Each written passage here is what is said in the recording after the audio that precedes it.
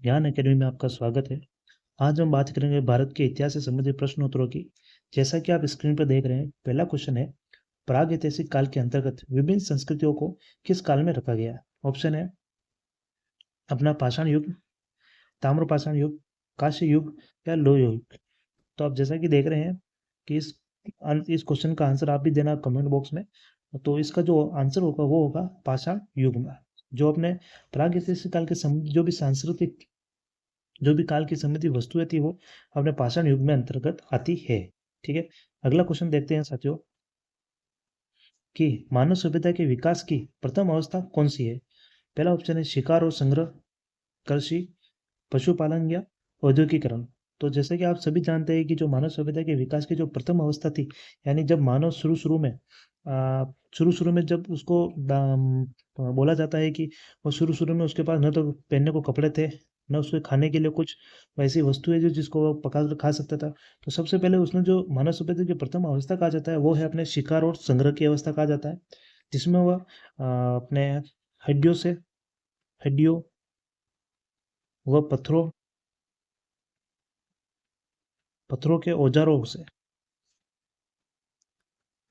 औजारों से शिकार करता था तथा अपना संग्रह करता था गुफाओं में करता था। कहाँ करता था? गुफाओं में। ठीक है, फिर उसने पशुपालन शुरू किया। पहले नंबर पर उसने शिकार करना शुरू किया,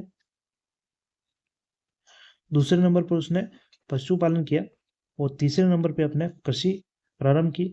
और जो चौथे नंबर पे आता है वो आता है अपने औद्योगिकरण शुरू किया। औद्योगिकरण में जो भी उसने पहले जो पशुपालन करने के बाद जो भी उसने देखा आगे की और भी कुछ भी व्यवस्था की जाती है अपने लिए, तो वो उसने शुरू की थी। ठीक है दोस्तों, अगला क्वेश्चन देखते हैं। सिंधु घाटी सभ्यता की सबसे महत्वपूर्ण विशेषता क्या है? नगर नियोजन, लिपि, व्यापार या कला और शिल्पी। तो जो सिंधु घाटी की जो महत्वपूर्ण विशेषता है वो कौन सी है दोस्तों? आप इसका आंसर कमेंट बॉक्स में जरूर देना। तो इसकी सबसे जो महत्वपूर्ण विशेषता की बात करें वो नगर नियोजन विशेषता है। और वर्तमान में भी हम सिंधु घाटी योजनाओं से ही आजकल हम ये अर्बन जो भी अर्बन नगर की स्थापना या अर्बन प्लानिंग करते हैं वो कौन से सिंधु घाटी सभ्यता से ली गई है। अनुमान लगाया जाता है कि इसमें जो भी जितने भी जो चौराहे वो सभी 90 डिग्री एंगल पर होते थे। कितने डिग्री एंगल पर? 90 डिग्री एंगल पर होते थे। अगला क्वेश्चन देखते हैं दोस्तों। मौर्य समाज के संस्थापक कौन थे?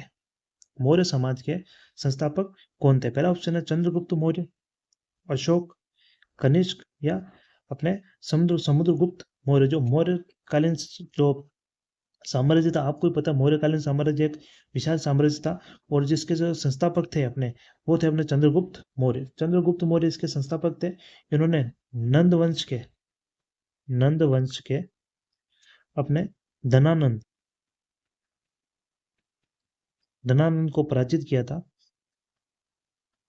धनानंद को पराजित किया था और इसने मौर्य वंश की स्थापना की थी मौर्य वंश की स्थापना की थी। और जो अपने सम्राट अशोक है ये चंद्रगुप्त का पोता है। और जो समुद्रगुप्त की बात करें, इसको गुप्त वंश का प्रतापी शासक कहते हैं। प्रतापी प्रतापी शासक कहते हैं। ठीक है दोस्तों, आगे क्वेश्चन की बात करें हम आगे क्वेश्चन की बात करते हैं। जो अपने गुप्त साम्राज्य को किस काल के रूप में जाना जाता है? स्वर्ण युग काल, रजत काल या युग काश या लोह युग। काल और युग एक ही बात होती है दोस्तों। जो अपने जो गुप्त साम्राज्य काल को किस काल से रूप में जाना जाता है? स्वर्ण युग काल बोल सकते हो या रजत युग, कांस्य युग या लोह युग। जो अपना गुप्त काल है इस काल को स्वर्ण युग काल कहा जाता है, क्योंकि इसी काल में सर्वाधिक विदेशी व्यापार विदेशी व्यापार सर्वाधिक इनके काल में हुआ है। और जो मुख्य जो कारण है इसका जो स्वर्ण काल का, वो कारण है कि मंदिरों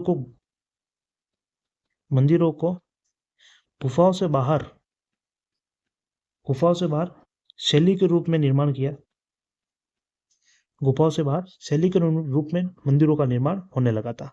ठीक है दोस्तों, अगला क्वेश्चन है अपना अगला क्वेश्चन है, भारतीय स्वतंत्रता संग्राम के किस नेता ने सत्याग्रह का सबसे अधिक प्रभाव ढंग से उपयोग किया है? तो इसका ऑप्शन है महात्मा गांधी जी ने, बाल गंगाधर तिलक ने, भगत सिंह जी ने या सुभाष चंद्र बोस ने। तो आप सभी दोस्त जानते हैं, जहां भी सत्याग्रह का नाम आए, कौन सा नाम? सत्याग्रह का, वहाँ महात्मा गांधी जी का नाम होता है। यानी महात्मा गांधी जी है वो सत्याग्रह का सबसे अधिक प्रभाव ढंग से उपयोग किया था। इन्होंने दो नीतियां दी थी। पहली नीति थी सत्य, दूसरी नीति थी अहिंसा नीति। महात्मा गांधी जी सत्य और अहिंसा नीति अपनाते थे, ठीक है। और हम बात करें बाल गंगाधर तिलक की, ये गरम दल के नेता थे, गरम दल के नेता थे। इन्होंने 1916 में होम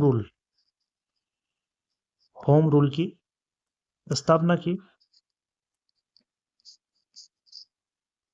होम रूल की स्थापना की और महाराष्ट्र में उन्होंने गणेश चतुर्थी को या गणेश चतुर्थी के क्या सार्वजनिक बनाया था, सार्वजनिक किया। और शिवाजी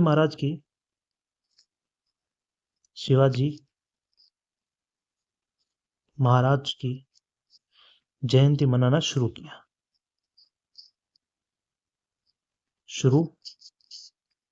किया। ओके दोस्तों, आगे क्वेश्चन की बात करते हैं हम कि जो भारत का संविधान किस वर्ष लागू हुआ। ये तो एक सिंपल सा क्वेश्चन है कि भारत का संविधान था वो किस वर्ष लागू हुआ, 1947, 1950 या 1960 या 1970। तो आप सभी दोस्त जानते हैं कि जो भारतीय संविधान है वो अपने 1950 को लागू हुआ। ये हुआ था अपने 26 जनवरी को, 26 जनवरी को लागू हुआ। जबकि जो ये संविधान जो पूर्ण रूप से जो निर्माण हो गया था वो हो गया था अपने 26 नवंबर को। 26 नवंबर को ये जो भी अपना संविधान है वह बनकर तैयार हो गया था। और वर्ष 2015 में पीएम मोदी द्वारा 26 नवंबर को संविधान दिवस घोषित किया। संविधान दिवस घोषित किया था। कौन सी तारीख को? 26 नवंबर को। 26 नवंबर को कौन सा संविधान दिवस घोषित किया गया था? 2015। ये बहुत इंपॉर्टेंट क्वेश्चन है, इसका ध्यान रखना सभी दोस्तों। अगला क्वेश्चन है कि भारत का पहला प्रधानमंत्री कौन था। तो आप सभी जानते हैं कि भारत के पहले प्रधानमंत्री कौन है। ऑप्शन देके आप कमेंट में जरूर बताना। जवाहरलाल नेहरू, सरदार वल्लभ भाई पटेल, राजेंद्र प्रसाद या मौलाना आजाद। जो अपने भारत के प्रथम प्रधानमंत्री थे वे थे जवाहरलाल नेहरू, ठीक है। ये पीएम थे अपने प्रथम, प्राइम मिनिस्टर। जबकि सरदार भाई वल्लभ पटेल थे, इनको गृह मंत्री बनाया, होम मिनिस्टर बनाया गया था। और जो राजेंद्र प्रसाद थे ये भारत के पहले क्या थे? राष्ट्रपति थे। और जो अपने मौलाना आजाद है इनको भारत का प्रथम शिक्षा मंत्री बनाया गया है, शिक्षा मंत्री बनाया गया था। और मौलाना आजाद गांधी जी की विचारधारा से बहुत प्रभावित थे। गांधी जी की विचारधारा से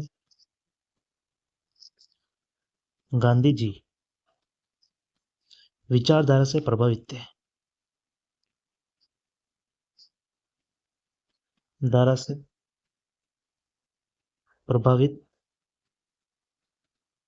थे।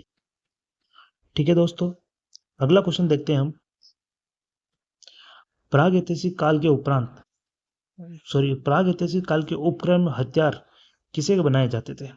लकड़ी से, हड्डी से या पत्थर से? वुड है, बोन है, स्टोन या उपयोग सभी से? All of this. जो अपने प्रागैतिहासिक काल के जो उपकरण हथियार थे उस समय अपने मानव में इतना मस्तिष्क नहीं था कि वो अलग अलग तरह से क्या औजार बना सके। इसलिए उन्होंने लकड़ी, हड्डी और पत्थरों इन सभी से अपने उपकरण व हथियार बनाए थे। ठीक है दोस्तों, अगला क्वेश्चन है अपना मानव ने आग का प्रयोग सर्वप्रथम किस युग में किया था? मानव ने जो अपने आग का प्रयोग है, आग का प्रयोग सर्वप्रथम किस युग में अपने युग में किया था? तो ऑप्शन है पुरापाषाण युग, मध्य पाषाण युग, नवपाषाण युग या ताम्रपाषाण युग। इसका ऑप्शन आप कमेंट बॉक्स में जरूर बताना। तो अपने जो मानव ने सर्वप्रथम जो आग का प्रयोग शुरू किया था वो किया था अपने पुरापाषाण युग में इसका आग का प्रयोग शुरू किया था। जो अन्य जो युग है मध्य पाषाण, नवपाषाण और ताम्रपाषाण, इस युग में भी कुछ न कुछ नए नए इन्होंने आविष्कार या औजारों के निर्माण किए गए, वो हम अगले क्वेश्चन में देखेंगे। अगला क्वेश्चन है दोस्तों अपना, मानव ने कृषि कार्य किस युग में प्रारंभ किया? ऑप्शन है अपना पुरापाषाण युग, मध्य पाषाण युग, नवपाषाण युग या ताम्रपाषाण युग में। जो मानव ने कृषि कार्य जो प्रारंभ किया था वो किया था अपने नवपाषाण युग में। नवपाषाण युग में मानव ने क्या किया था? कृषि कार्य प्रारंभ किया, कार्य प्रारंभ किया। और आग का जो प्रारंभ किया था वो कौन सा किया था आपने? पुरापाषाण में, जो पीछे हमने क्वेश्चन में देख लिया। ठीक है दोस्तों, अगला क्वेश्चन है अपना, अगला क्वेश्चन है मानव द्वारा सर्वप्रथम किस धातु का प्रयोग किया गया था? मानव द्वारा सर्वप्रथम किस धातु का प्रयोग किया गया था? तो ऑप्शन है तांबा, लोहा, सोना या चांदी। जो मानव ने सर्वप्रथम जो धातु का सर्वप्रथम जो प्रयोग किया गया है वो है अपने कौन सा? तांबा, कॉपर। मानव द्वारा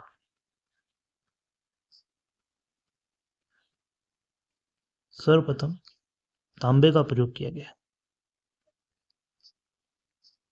तांबे का प्रयोग किया गया है।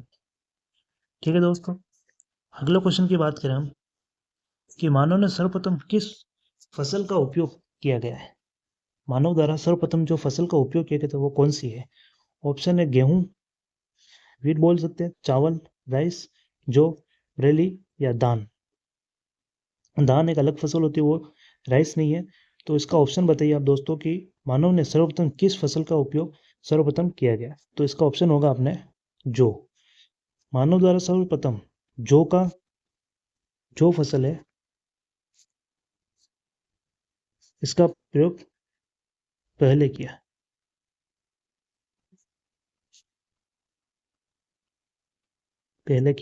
है। ठीक है दोस्तों, अगला क्वेश्चन है अपना,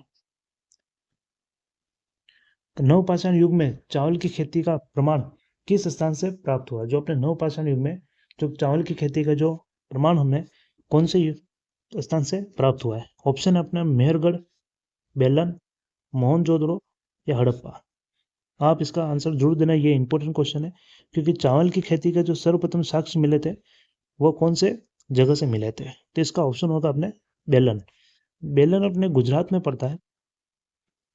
गुजरात में चावल के साक्ष्य मिले थे, यानी चावल की खेती के साक्ष्य, प्रमाण बोल दो या साक्ष्य मिले थे।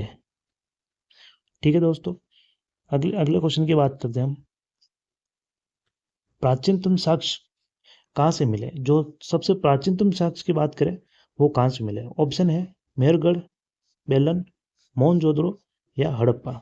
जो सबसे प्राचीनतम साक्ष्य है वो अपने मेहरगढ़ से मिले हैं। और मेहरगढ़ और हड़प्पा और मोहनजोदड़ो ये सिंधु घाटी से सिंधु घाटी की सिंधु घाटी क्या स्थान है ये, जिसमें सबसे प्राचीनतम मेहरगढ़ से मिले हैं। अगला ऑप्शन है अपना, अगला क्वेश्चन है, सिंधु घाटी सभ्यता किस काल की सभ्यता मानी जाती है? जो अपने सिंधु घाटी सभ्यता है वो अपने किस काल की सभ्यता मानी जाती है? ऑप्शन है पूर्वपाषाण काल, मध्य पाषाण काल, नवपाषाण काल या ताम्रपाषाण काल। जो अपने जो सिंधु घाटी सभ्यता है किस सभ्यता, जो सभ्यता है अपने कौन से काल की मानी जाती है?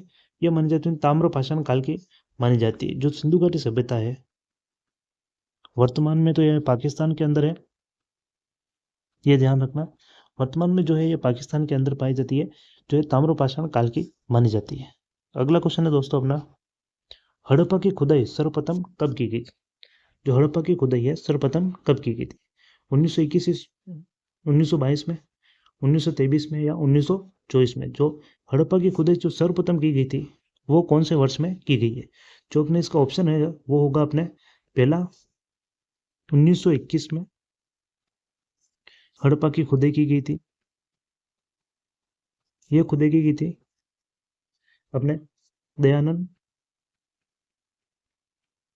दयानंद साहनी द्वारा। दयानंद साहनी द्वारा 1921 में इसकी खुदाई की गई थी। अगला क्वेश्चन है अपना, निम्न में से किस स्थल को मृतकों का टीला के नाम से जाना जाता है? जो अपना जो सिंधु घाटी की जो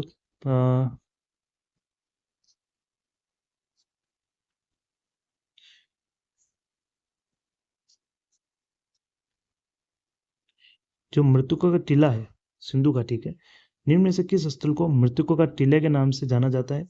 ऑप्शन है अपना मोहनजोदड़ो, हड़प्पा, चंदड़ो या उज्जैन।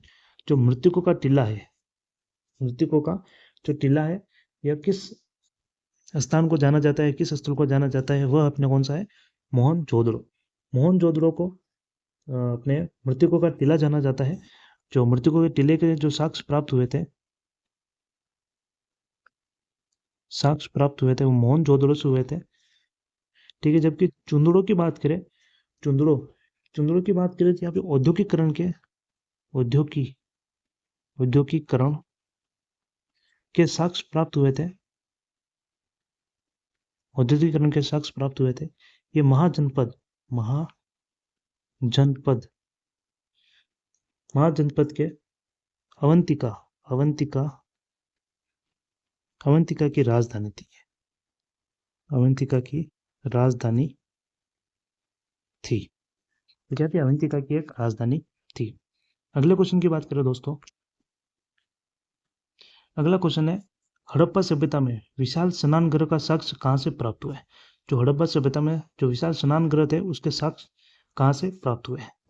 पहला ऑप्शन है मोहनजोदड़ो, हड़प्पा या चंदड़ो या लोथल। जो इसके जो अपने स्नान गृह जो सबसे बड़े जो साक्ष्य प्राप्त हुए थे वो प्राप्त हुए थे अपने मोहनजोदड़ो से। मोहनजोदड़ो से सबसे बड़े साक्ष्य प्राप्त हुए।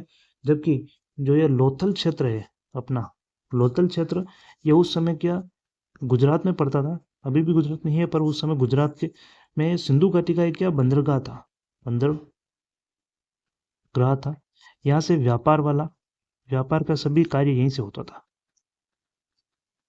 ठीक है दोस्तों, अगला और अंतिम क्वेश्चन है अपना, सिंधु घाटी सभ्यता में महादेवी का साक्ष्य कहाँ से प्राप्त हुआ है?